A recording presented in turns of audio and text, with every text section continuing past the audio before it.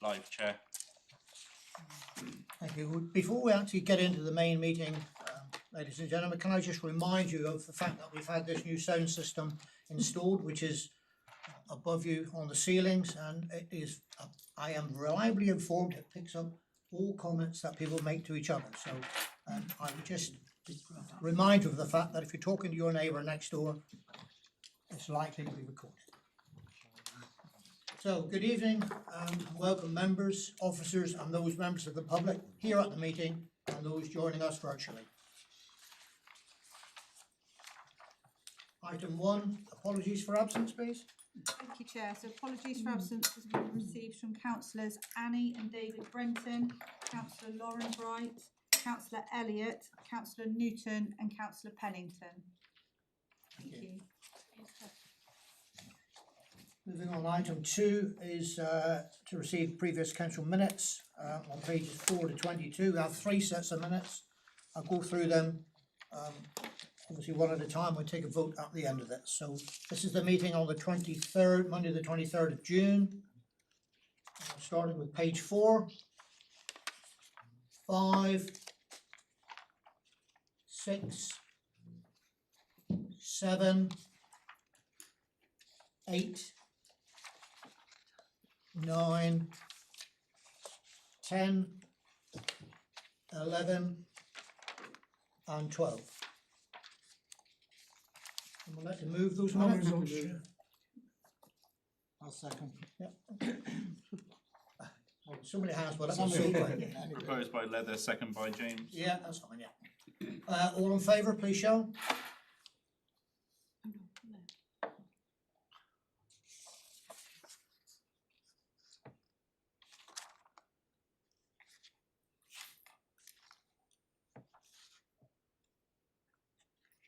And against? Abstentions?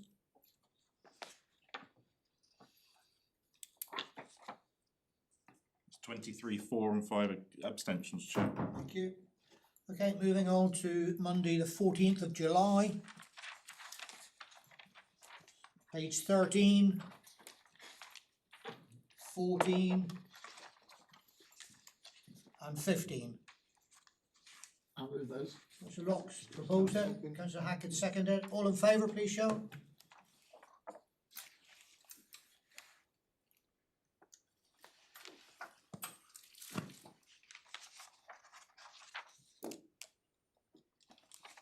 Any against? Abstentions?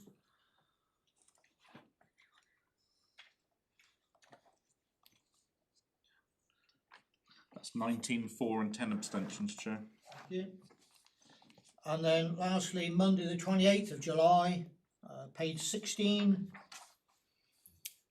17, 18, 19. Yeah. Sorry, Councillor? Councillor Hames? Can't quite understand the second sentence in the first paragraph on page 18.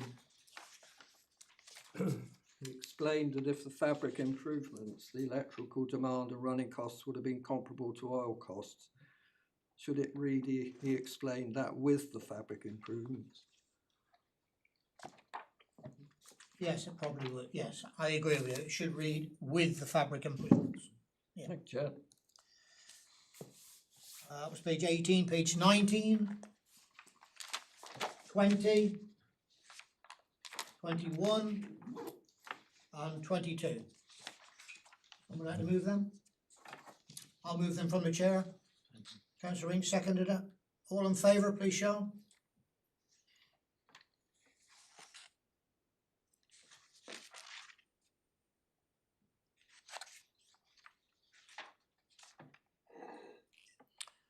Any against? And abstentions, please. 27, 4 and 2 abstentions, Chair. Thank you. Okay, moving on to item 3 on the agenda is the public contributions, and we have one public speaker, Mr. John Hutchins, Mayor of Holsworthy. You'd like to come up to the lectern, John? You have your 3 minutes. Thank you, Chair. Good evening, Chair, Councillors. In April 2021, this Council was told the Levelling Up Fund and Community Renewal Fund was designed to provide a unique opportunity for the district and for the community. The breadth and possibility will ensure that innovative practices can be explored to reach out and create opportunities which otherwise would have previously been unthinkable, in particular among the deep and rural communities. It's also essential that Community Renewal Fund proposals genuinely seek to create gains across the entire district. In March this year, Torridge were pleased to announce the government had confirmed £20.7 million in capital investment to support a wide range of projects across the district. In particular, among the large investments was the £7.3 million for Hollesley Agribusiness Park, which will focus on agricultural innovation, retail and professional spaces. The impact of this investment, not just for Hollesley, but the entire area, could not be underestimated. New investments, new business, new jobs, and a whole load of new money brought into the area's economy. We need all of the above desperately. So, councillors, I urge you on behalf of the residents of Hollesley and the surrounding areas to back this once-in-a-generation investment for Hollesley. The Community Regeneration Partnership Scheme was intended to support the council's strategic ambitions and deliver lasting benefits to Torridge, and it was voted by this council. Please don't turn your backs on this very important and crucial outcome. Please remember the officers got it wrong once before with the Agribusiness Centre, and please don't make the same mistake happen again. Politics aside, please show your support for Hollesley tonight. I thank you for listening. Thank you, John. Item 4 is declarations of interest. All members with interest to declare should refer to the agenda item and describe the nature of their interest when the item is being discussed. Item 5, agreement of agenda items part 1 and 2. We have a part 2 item tonight, so I propose that we go into part 2 at the appropriate time. Seconded by I'll second it. Anybody? Councillor Harding. Yeah. All in favour, please show.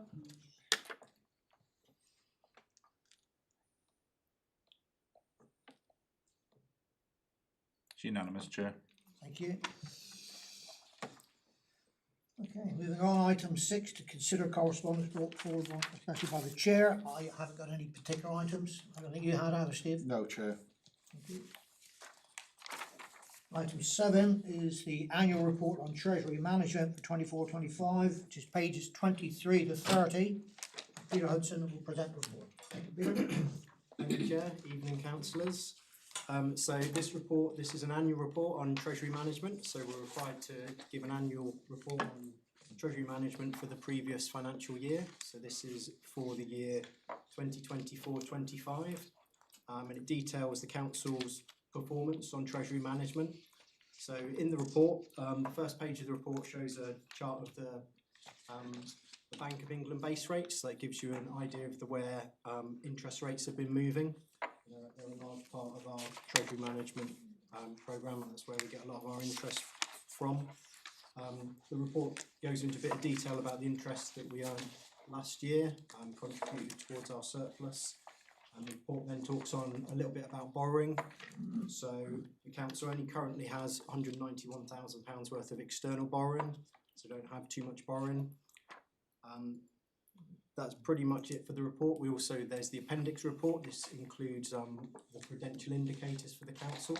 So these are lots of KPIs generally associated around the borrowing that the council has. So as the council doesn't have that much borrowing, they're not that significant for the council. So there's various different ones in there. And happy to take any questions really. And that's it really. It's the summary for the year. Anyone got any questions that you would like to ask, Peter? Chair? Sorry, yeah. I know we Okay, discussed it earlier. Could I just ask, with the outstanding PWB loan of 191k? Yep. It's a fixed term loan. When is the redemption of that? I think that one's March 27.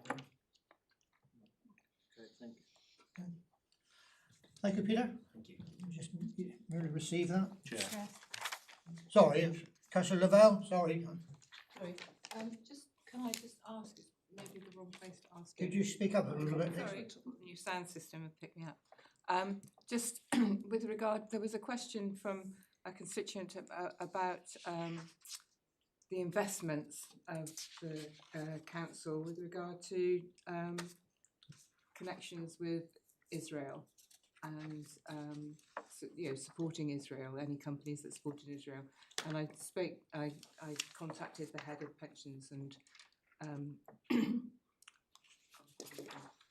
anyway, and he got back to me and said this was something that was being discussed because it was an area of great concern for them with regard to pensions. And I just wondered what the situation was with regard to money that was invested that is earning us interest in these accounts. Well, currently all our investments are sort of part of the Treasury policy, so they're part of our authorised counterparties, so that's currently UK banks and building societies and other local councils. So we have a little bit with a couple of banks. I wouldn't know the detail of their involvements with Israel. Actually, the majority or significant portion at the moment is with other local district and county councils. Okay, thank you. Thank you, Peter. Thank you. Okay, moving on to item 8 is local government. Just for receiving that then. Item 8 is local government reorganisation update. To receive a verbal update from the leader of the council and the chief executive. Any particular order?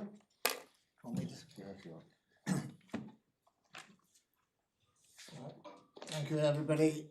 Basically, I've got nothing more to report than what we did when we had the briefing about the situation.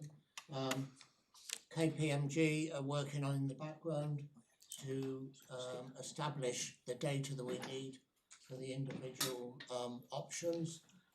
As far as I know, we are still looking at the 154 and county are looking at their own option. And that's about where we are. I'm sorry, I can't really add any more to it until we get more information.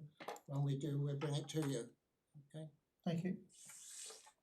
I know the chief exec hasn't got really any more to add than that, have you seen? No, Chair, Thank no. you. Sorry. Councillor Piper, you? Yeah. Sorry, Councillor Piper. Thanks, Chair. Yeah, thanks, Ken. I think I raised it at the member briefing, and it's just to reiterate really whether there's any timings on the data that is going to shape a lot of the decision making, or seems to be needed to shape a lot of the decision making. I understood it that we had presented our data to a central, To Plymouth. and they were going to hold it, and the other authorities were perhaps being more reluctant to pass theirs on. But it seems to me that the decision is going to be based very much on data. I've got my feelings with my heart, but I've also got thoughts in my head, and they're waiting on that data. No, all the data is now into the Plymouth data bank, because Plymouth are handling that on behalf of all the districts and the county, although most of the information is county, and that's where it has been slightly slow in the information coming forward. So all the information is in. KPMG that is working for the working on all the various the 145 parts. They have got access to all that data, and so we're simply waiting for them to work through it in relationship to what's needed in terms of adult care, children's services and stuff like that. And then as soon as they come back to us, which will be probably early October, I would imagine, then we will bring it to all of you of where we are with it. Perfect. Thanks, Ken. Thank you. Councillor, yeah. Thank you, Chair. I'm just wondering, as a council, have we at any stage actually raised any concerns with the government about the timescale and the way this process is happening? Because I just feel like we're being bounced down a route that none of us actually particularly want, and we're heading towards this November deadline, and I've never really understood justification for it. And I think as a council, we need to speak up for our residents and say that we don't believe in what's going on. And have we actually done that in any sense? Not to my knowledge, but I don't think it would count very much if we did, because Labour government have got such a huge majority, they can bulldoze through what they want, and they certainly intend to do this. But I totally agree with it. I don't think anything will benefit the Torridge residents. I certainly don't think so anyway. Chair, just on that, okay, yes, we might be, just a snowflake in a fireplace, but that doesn't mean we shouldn't say anything. as you say, there's lots of councillors who think this is the wrong thing to do. What's happening isn't going to benefit our constituents. The only people making money out of this are consultancy firms. Yeah. There's lots of us that are unhappy about what's going on, and I think we actually need to speak out and make that public. It might be no one will listen to us, but I think we should at the very least record our feelings for what's going on and our opposition to it. I think probably the best thing for you to do there, councillor, would be a notice of motion at the next meeting. Oh, Peter, councillor Haim, sorry. Thank you, Chair. Yeah, I understand that we're going to take a vote in November on the proposal for what we want for the local government reorganisation. And I understand it's going to be about a week before the deadline. Is that not rather late in the day? Wouldn't it be better to bring it back to October or to a special meeting? Because, I mean, it could be that there'll be quite a lot of dissension amongst councillors about what we should be doing when it comes to the vote. It seems to be rather late in the day. Perhaps I've got the wrong information. I'll get the leader to reply to that. Thank you, Chair. Well, basically, we know that the government want one submission from each area submitted to them on the 28th of November. And at the moment, the idea is there can be multiple submissions that make up the one submission, i.e. you could have the 154, but if everybody agrees on it, that's fine, that's one submission. The problem is we're nowhere near getting to that stage. Now, the thing that the districts face is a problem, and that is, we suspect that, and I'll be frank, and that the county are probably working on what they want, and they've got more resources, and the districts, there is a variation. My view is quite simple, because the timescale, the 154, we are told is the worst best option, and therefore we probably need to concentrate on that in order to deliver an option that protects Northern Devon, whatever Northern Devon becomes. So at this stage, I can't tell you what that's going to be. Once we start getting the data back, because we don't know, well, none of us in Northern Devon have dealt with adult care or children's services. That's all new. So we need some advice, and we need background knowledge to be able to decide on what is our option. And if our option doesn't hold water, then we will probably find out the government either forces one on us or just takes over the whole caboodle. And the reason we're leaving it quite late, as everybody is by the third week of November, everybody's going to have a clue as to what the submission is. And at the moment, A, the timescale is all against us, and B, several groups are being cagey about what they're going to present when we come to the 28th of November. So we will, as soon as we learn more, as in those of us that are working on this, we will come back to you. But our honest answer at the moment is we've got nothing to come back to you with in terms of detail. And obviously the 28th of November, you've got to work backwards. We will have to publish that 5 working days before. So all of a sudden you're fairly well into November, which, you know, is just over a month away, 6 weeks away. So it is very difficult. But I can assure you that you will be kept completely up to date as we get the information. Okay. Thank you, councillor James. Sorry, I just one thing to add to that. There is a member briefing on the 6th of November, and there will be an extra full council meeting on Wednesday the 28th of November, probably to discuss this in more detail. The latest on that. Yeah. Sorry, who had the hand up? Sorry, councillor Tinsley. Yes, thank you. I think most people's concern about local government reorganisation, the way it's going at the moment, is the sort of taking away decision making from here, from this body, and the fear that the decision making will go to the south of the county or to the city. And I understand that one of the possibilities within these proposals is neighbourhood committees. And I'm not sure how much thinking has been done yet about how those neighbourhood committees might work, how many we would need, where they would be based, whether they would have budgets, whether they would have responsibilities for things like planning. And I wondered if it'd be possible to organise some sort of workshop to really discuss that, because I know that you've said in the past that this is a high, we're only dealing with high level at the moment. But for me, these neighbourhood committees are the absolute essence of what our future local democracy is going to look like. So I wondered if it'd be possible to, within the groups that the chief executive and the leader are taking, to actually organise some sort of workshop where we can drill down to understand how these might work.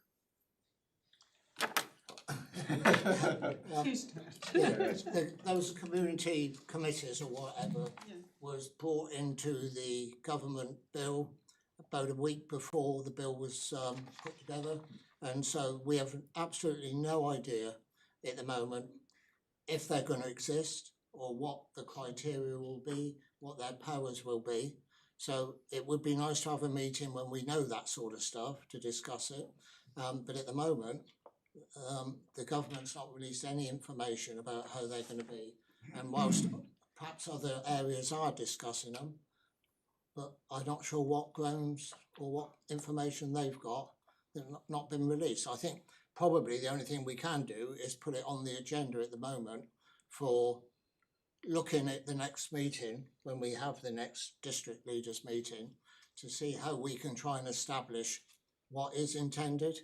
But we have asked, we've asked directly of MHCLG of what is the constitution, what will be the powers, and at the moment they simply don't know because the government doesn't know. And as you know, last week or the week before now, the ministers all changed. So I think at the moment they're in a bigger muddle than they were before.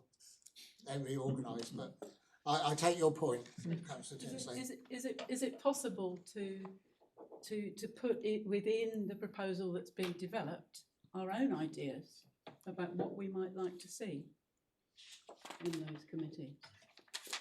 It's a valid point. I'll talk to the others about whether we can. But again, it will become a wish list rather than based on what the government's going to let us do. I think we all agree we'd love it to be left alone. It's not working well. It's getting more confusing. The old adage about why change something when it's working. But we are told that's what's going to happen. And so the question then is, are we in the tent trying to get the best we can? Or are we just going to say, well, we don't agree, and just on the knowledge that we will probably get completely ignored as to only partially ignored.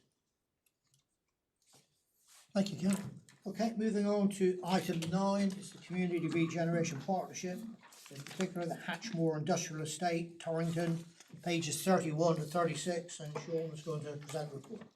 Thank you, Chair. Good evening, members. We've got some slides to run through to help you understand the proposals within the report. Next slide, please, Tom.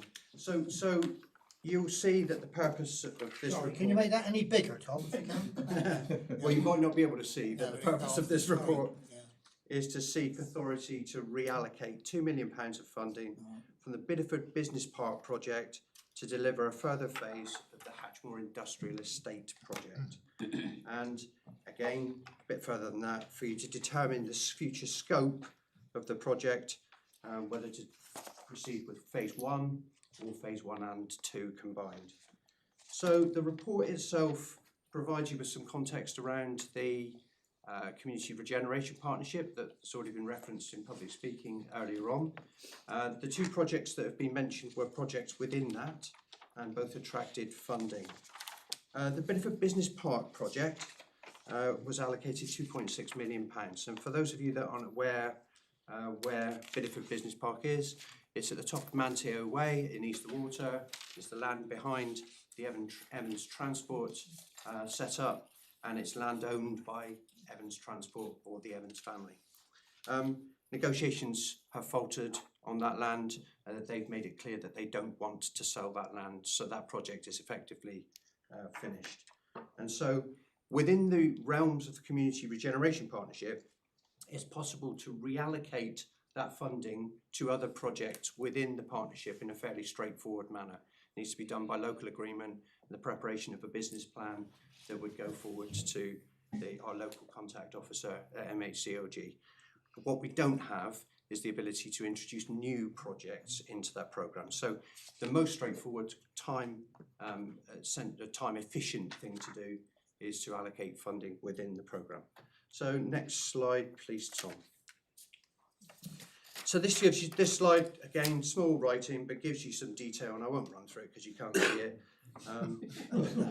But it essentially describes the Hatchmoor project. And in a nutshell, the Hatchmoor project is about bringing the infrastructure to a piece of land, 4 acres of land that we own at the top of Hatchmoor Road, the other side of the rugby pitch as you go out of Torrington on the way towards South Molton. So we acquired that land some time ago.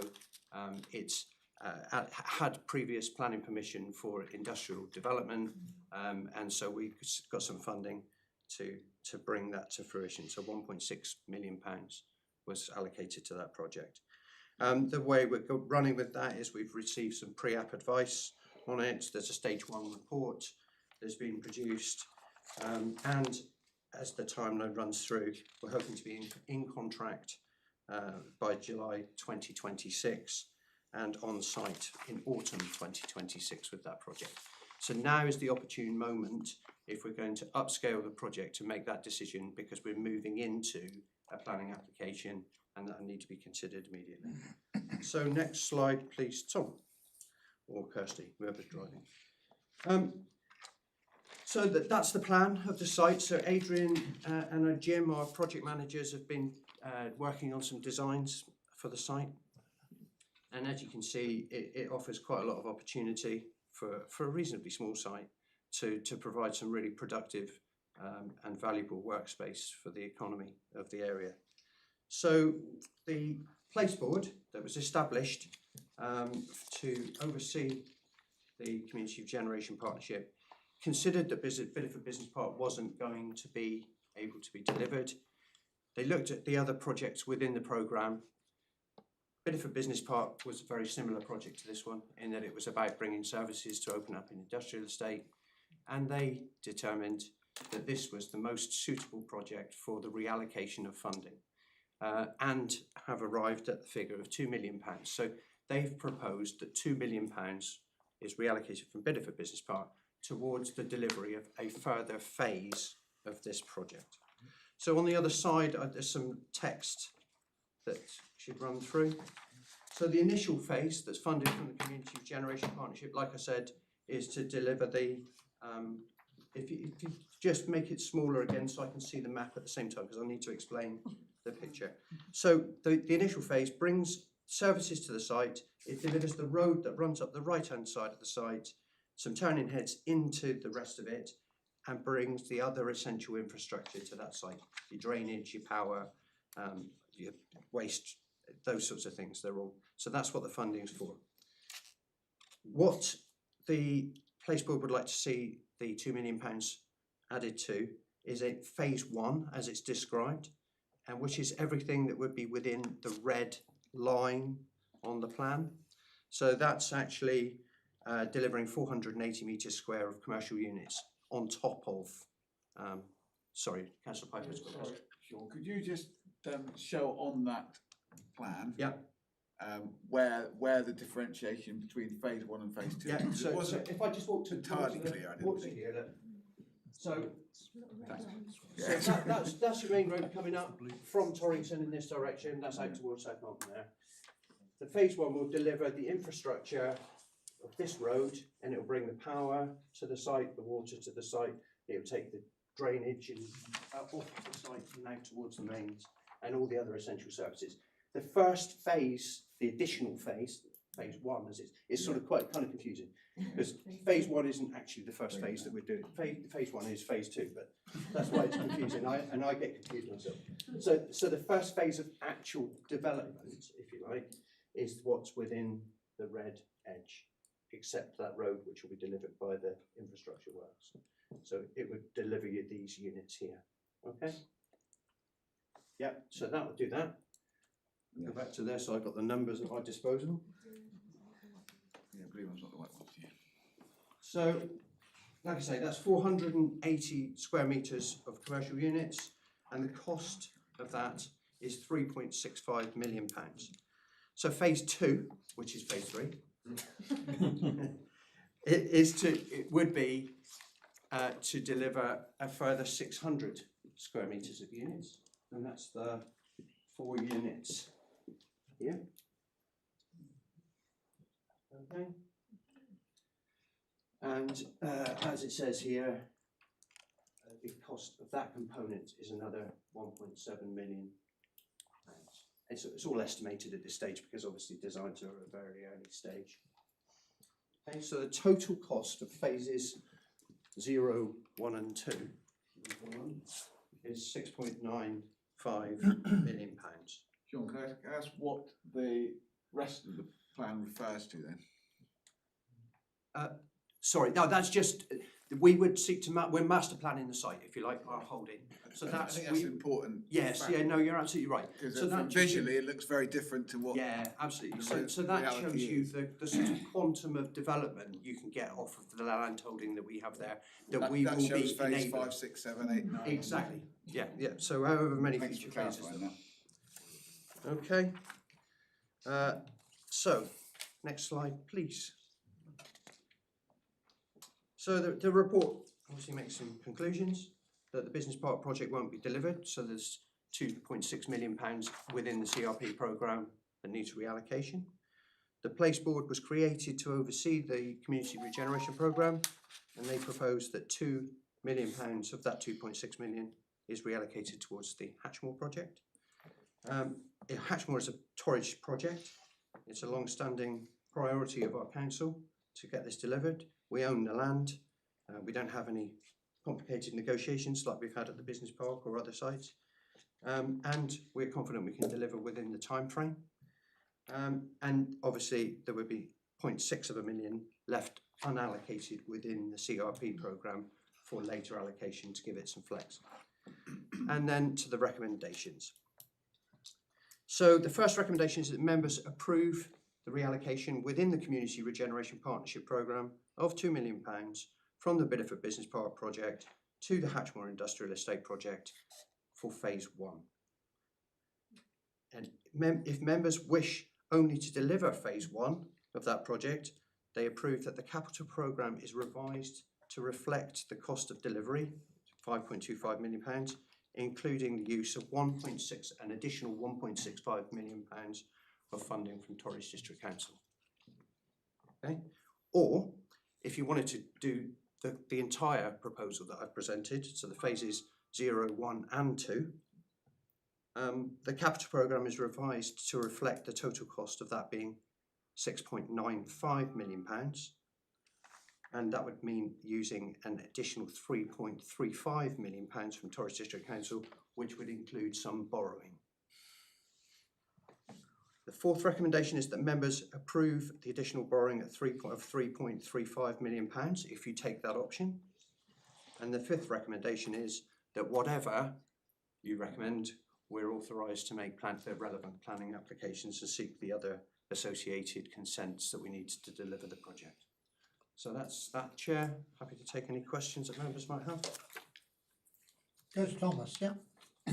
Thank you, Chair. Just beat the Torrington councillors there, you realise that?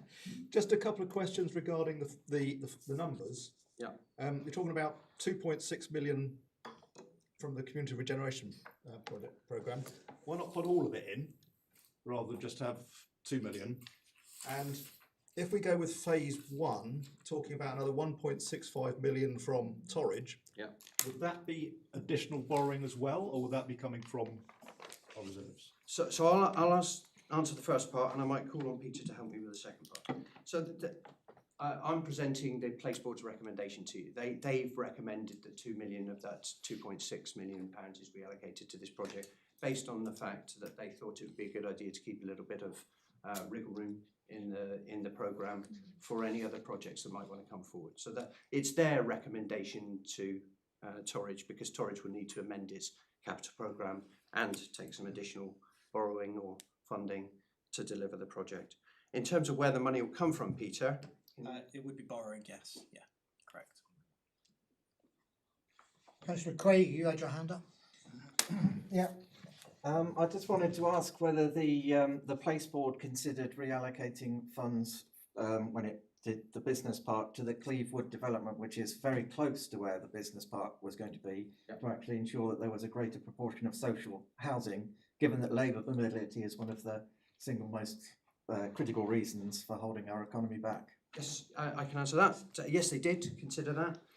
But like I said when I was presenting, because the Bideford Business Park project was about delivery of industrial space, they felt it was more suitable to try and deliver a similar objective with that additional funding within the programme. So they did think about that. Yeah. Councillor Piper. Thank you, Chair. I think it's a shame that some of the funding appears to have not been able to be targeted, you know, where it was intended. I think we're aware that a Levelling Up partnership highlighted areas of super deprived, which is a tag that's been associated with this area for far too long. And am I right in thinking that one of those areas was Easter Water, Sean? Yes, yeah, absolutely. So I think, you know, like when we first started talking about the Levelling Up partnership and then latterly the Community Regeneration partnership, the initial thoughts of the government was that it should all be directed to Bideford, because that was our primary town within the district. And what we did was have a long conversation with them and several meetings, and when they did their deep dive exercise, we presented them a package of projects that covered a sort of geographic distribution of funding to try and tackle the various issues that we have across the district, and presented that Torridge as a place wasn't just Bideford, it was lots of other places. But yes, Easter Water there are pockets of the greatest deprivation within Easter Water. My understanding was there were areas around Torridge, not just in Bideford, but around Torridge, including Easter Water. So, you know, that was just an observation. On the flip side, it is great to see, you know, thank you for a positive and concise report. It was great to see our local authority showing such confidence in facilitating provision of employment land. Yep. My question is, are there specific benefits for going for both phases at once? As an estates team, we do have industrial stock, which is neglected despite demand. Should we test the market in the phased approach? Phase two seems more of the same, which is fine. I'm not discrediting the potential. But for instance, there is an argument to say that a mixture of built plots and service plots is a good thing. Service plots quite often attract high quality businesses, because high quality businesses don't want to rent. Yep. And high quality businesses who want to invest then stay in those regions. They treat their staff really well, and most of the best businesses own their own property. But obviously I see the benefits as well of building out rental income into this public body, which is a good thing. So I think you get the gist of my question. Yeah, absolutely. So You know, is a phased approach. Are there any specific significant benefits of going bigger? And one just last point. I think the plan was slightly misleading. Okay. on the scale of the project, I think that should have been Sean, highlighted. can I ask a question, Sean? Presumably, if we'd built these units ourselves and developed them, Yep. if the right customer, the right industry came along and wanted to purchase one, I mean, that could be negotiated, surely. Yeah, I don't think it's the way we've been developing this to do. So if I come back to the strategy, if you like, with this, obviously, like I said earlier on, this landholding is all ours, and so the future disposal, or whatever we choose to, is entirely at the council's disposal. This presents an opportunity to deliver at pace some workspace at a size of unit that we know that there's a massive demand for locally. Yeah. We know that if you can put 1,000 or 1,500 square foot units with a roller door and a reasonably high eaves, you're going to be able to let that unit, and the funding is there to be able to deliver it. So it seems sensible to come forward. Yeah. What I think there is that if you look at the future phases of this project, there is plenty of scope to look at a different strategy for the rest of the land that's left behind. So the project will bring the services that will enable you then to say, right, okay, we've developed 4 or 8 of our own units, which will help to provide an income to the council and can be done. And the reason we're proposing that now is, like I said, we need to make that decision in terms of what we're going to put into a planning application if we want to make our deadlines.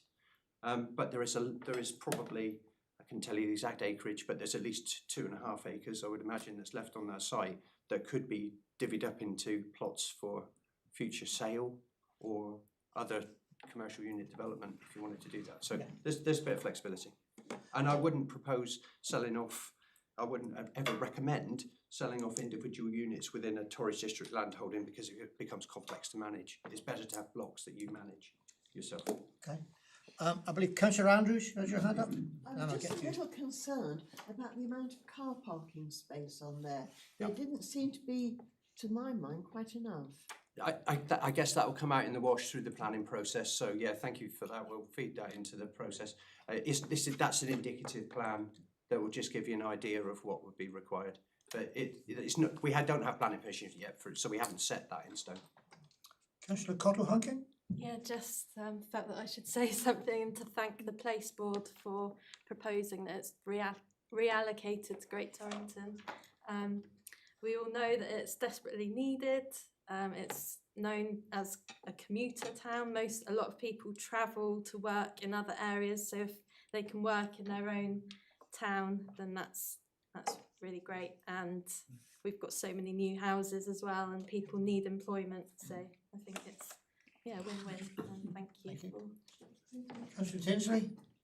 Yes, it's great for Torrington, but I'm a Bideford council, and I think that I totally get that project has failed in Bideford. But I just say it's failed, but not for the want of trying on the part of our officers. They have given an extraordinary amount of time and effort over a considerable period of time to actually acquire that land. So I think we just need to, bear that in mind. Well, I would say that I'm very disappointed that investment's not staying in Bideford. Because yes, we need those jobs and that investment here as well. And I understand that there are constraints in the community regeneration funding, that we can't put forward another project now. But I also see in the proposals that it requires some borrowing from Torridge, and there is another project in Bideford that's come up through the Regeneration Board, which could be delivered with a bit of borrowing. So I would like to suggest that we just do phase 1, and if we can borrow some more money, let's put it into a project in Bideford, which will. It's not about manufacturing space, but it's about office space that we know there's a lot of demand for. And I think you know what it is that I'm referring to. So it's a plea, really, to see if we can't work for something in Bideford as well. And very happy with the reallocation of the 2 million. Councillor Bright was first, and then Councillor Whittaker. Thank you, Chair. All right. I mean, one thing I always wanted when I started becoming a councillor is I wanted more employment land in Torrington, but also more broadly across the whole of Torridge. And here's one on a plate, so I think we've got to go for it. I think, but so I'm going to propose that we go for recommendations 5.3, and I assume on the back of that 5.4 and 5.5 because they're all kind of tied in. Is that correct? 5, 3, 4 and 5. Yeah, because they sound like they're all tied together really. We have to include 5.1. You'd have to include 5.1. Oh yeah, sorry, yeah. Okay, yeah. So 5, 1, 3, 4 and 5. So that's my proposal. I'll second that. That's been proposed and seconded. Well, we've got Councillor Whittaker wants to speak first. Yeah, just quickly, Chair, to say that I can remember quite clearly when that land for Hatchmore was purchased, and at that time there was great concern about the fact that there wasn't enough employment land in Torrington, and looking to the future, we knew that it would be needed. So although I'm always a fan of supporting Bideford, on this occasion, as a Northern and Orchard Hill councillor, I would very much support Torrington because I know they need it. Thank you. Councillor Hicks. Thank you, Mr. Chairman. Someone with a ward right in the middle of Bideford, Halsey and Torrington, I can look independently at the lot. And what I would say to you is, over the 25, 26 years I've been a member of Torridge Council, I've seen a lot of money go in Bideford, seen a lot of money go in Halsey. Other than the plough and the globe, not too much has gone into Torrington. We've seen North Devon Meat shut, we've seen the milk factory shut. Torrington desperately needs this. I second Councillor Bright. Okay, thank you. It's a good point you make. You wish to speak? May come as no surprise that I would like to thank the councillors for their support of great Torrington. We're endeavouring to make it back to being great, but thank you for all your support, and I agree entirely, especially with our last speaker. You know, we've seen money going to all sorts of other places, and it's high time. I mean, Great Torrington is coming back into its own. It's beginning to look amazing at last, and long may it continue. But thank you for your support. Councillor Tinsley? Yeah, I wonder if somebody could reply on my query about the loan. And you know, The query was again, just remind me. It was if we're taking out a loan, will taking out a loan for this project preclude in future taking out a loan for a project in Bideford in the near future? We've got something that is deliverable. I don't think it would, but No. Peter? Probably answer.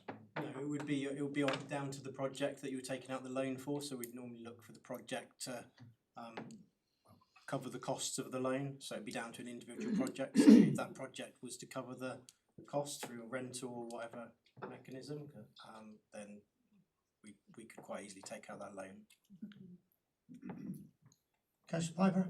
Thank you. Just one last point for me. Obviously, the borrowing, the additional borrowing is a brave move, and I personally welcome that.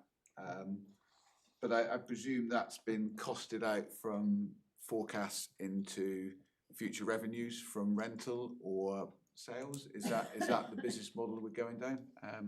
Which would obviously be a positive approach. If that should be self-funding then. Yeah, absolutely. That's something that Harvey Gardner, our estate manager, has been looking at. He's confident that the rentability, lettability of those units and revenues that they can generate would more than exceed any borrowing we've got. So it's a self-sustaining project. That's what we'd be seeking to achieve. Yeah. With a surplus by the sound of that, that's win-win. And that's good news, and well done, Torrington. Okay, it has been proposed by Councillor Bright. Sorry, who seconded it? Councillor Locke? Oh. I did. I think Councillor Locke had already got it before you. Sorry, Bob, I got there first. Yeah, you got that before me. So it's been proposed and seconded that we agree with 5.1, 5.3, 5.4 and 5.5. Is that correct? That's correct, Chair. Okay, all those in support, please raise your hand.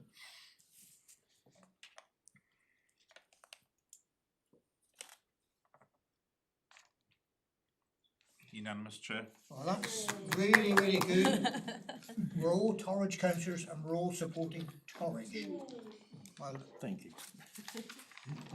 right, we're gonna pass over on item 10 because that will be amalgamated with item 16. So we'll move on to item 11 to answer questions submitted under procedural rule A9. We've got a question from Councillor Hames with an answer. Councillor Hames, would you like to speak on this? Am I allowed a supplementary question, I think, Chair? Yes, thank you for the answer from Martin Gardner. My question is supplementary question. I note the boiler is not being replaced, but as I understand it is way beyond its recommended lifespan. Isn't it important to replace the boiler soon, despite the building being energy inefficient? Or is the plan to dispose of or demolish the building? That's my supplementary question.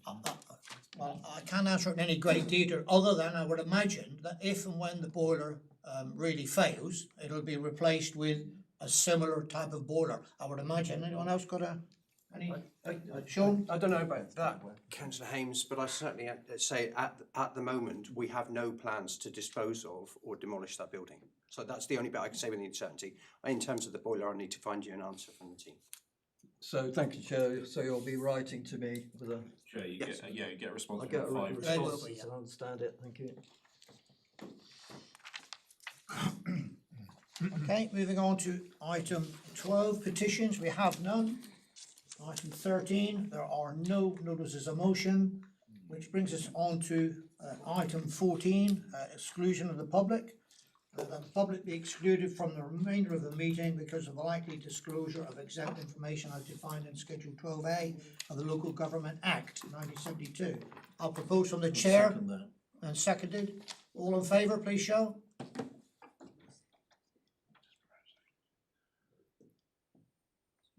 Unanimous, Chair. Thank you. So item 15, this is moving into part 2. Chair, can I just have a second? Oh, yes.